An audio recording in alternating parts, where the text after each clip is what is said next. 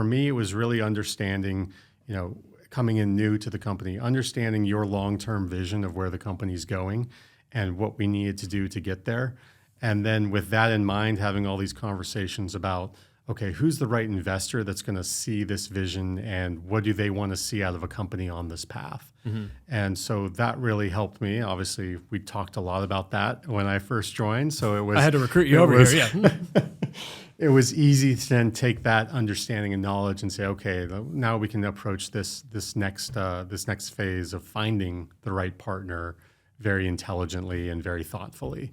And so over those next 2 years, it was getting our name out there and understanding all the investors out there, like we talked about, and seeing which ones were going to be the perfect partner for us on that journey.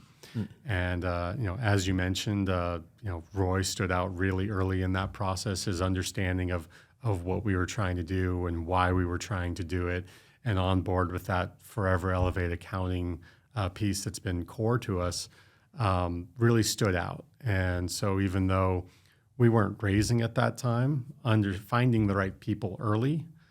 And then I mentioned my background is more on the metrics and FP&A side. So understanding which milestones we want to hit as a company to prove that we are going to be that platform of the Office of the Controller was really important for me.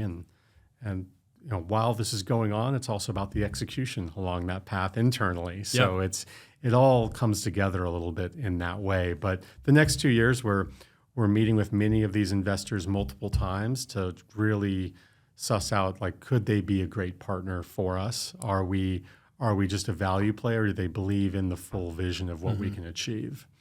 And you'll see, every investor loves you and thinks you're the greatest thing in the world, because they want to keep all doors open. So you've got to figure out which ones are just saying that and which ones like truly believe in the vision.